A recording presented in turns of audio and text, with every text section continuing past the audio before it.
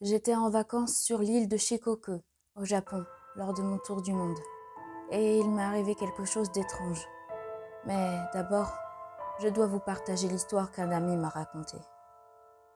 Il y a bien longtemps, alors que la mer était calme sur l'île de Kyushu, un pêcheur naviguait près de la plage, partant pour le grand large. Mais il aperçut une forme étrange au loin et décida de prendre sa longue vue pour voir la chose de plus près. Avec beaucoup d'étonnement, il se rendit compte que c'était une personne très haute, avec des jambes de plusieurs mètres de long. Le reste de son corps paraissait tout à fait normal. Une autre chose très peu commune était qu'il portait quelqu'un sur ses épaules, mais celui-ci semblait avoir de très longs bras qui, depuis cette hauteur, touchaient le sable.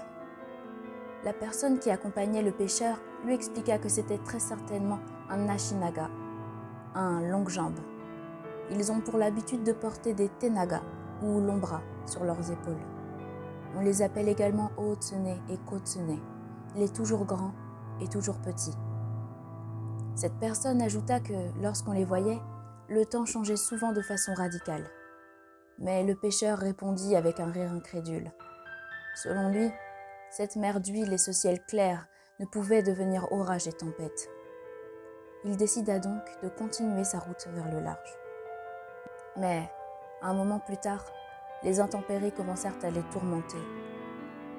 Tout était devenu si sombre, la mer si agitée, la pluie si puissante qu'ils finirent par se réfugier sur la côte en attendant de pouvoir rentrer. Bien sûr, je n'en croyais pas un mot, ce n'était qu'une histoire. Cependant, elle était suffisamment intrigante pour que je décide de modifier mon itinéraire.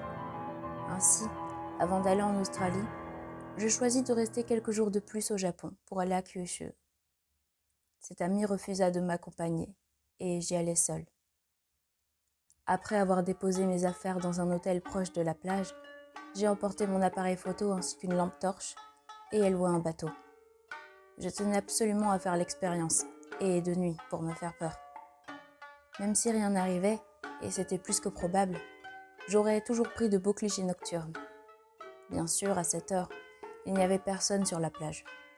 J'étais seule. Mais il m'en fallait plus pour m'inquiéter. Je restais près de la plage un long moment pour espérer voir quoi que ce soit. Mais aucun géant n'apparaissait dans mon champ de vision. J'étais déçue, même si je ne m'attendais à rien. C'est là que je les ai vus. J'ai failli en faire tomber ma lampe. À quelques mètres de moi seulement, je voyais de grandes jambes, si minces qu'elles semblaient pouvoir se briser à chaque instant, marcher à pas lents dans le sable. Un Ashinaga était juste devant moi. Le Tenaga aussi, perché sur ses épaules. Il semblait très concentré et farfouillé dans le sable, mais j'étais trop surpris pour me demander ce qu'il cherchait. Une photo. Il fallait absolument que j'en prenne une. Comment pourrait-on me croire sinon ? J'attrapais l'appareil dans une main, l'autre tenant toujours la lampe. Mais le temps de relever la tête, ils avaient disparu. Et au même instant, le vent commença à siffler en rafales et une averse chuta soudainement. Ébranlée, je n'eus d'autre choix que de revenir sur la plage le plus rapidement possible avant d'avoir à affronter une tempête. C'était une expérience assez bouleversante. Je me demandais si d'autres personnes avaient fini noyées ici parce qu'elles ne connaissaient pas la légende des Ashinaga Tenaga. Ils existent vraiment, et vivre ça était bien suffisant pour que j'y croie.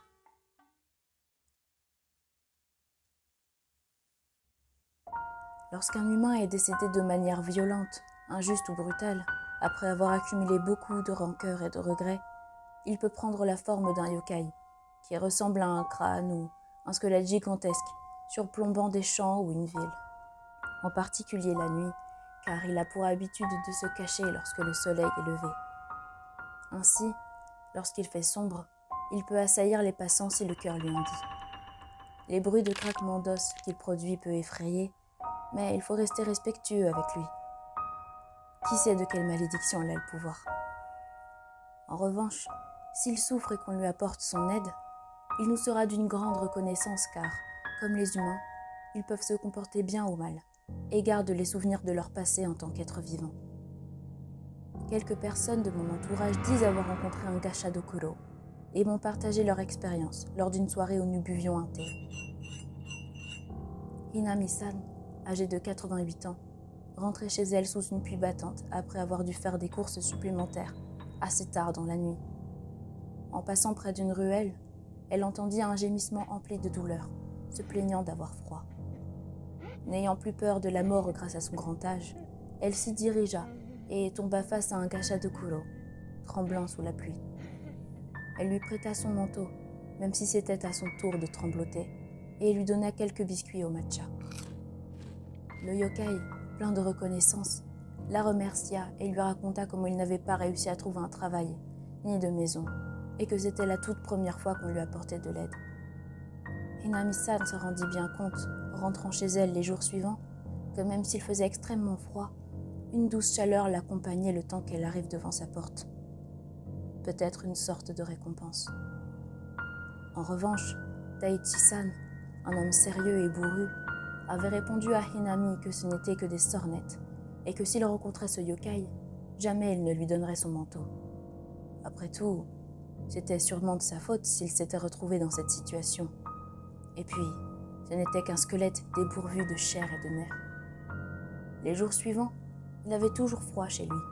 Le chauffage fonctionnait toujours lorsque je le visitais, mais il semblait ne plus le ressentir. Même une boisson chaude et plusieurs couches de vêtements ne l'aidaient en rien. Il se plaint continuellement qu'il a froid. Désormais, si quelqu'un vous raconte une histoire de yokai, vous feriez mieux d'y croire. Qui sait ce qu'il peut arriver ?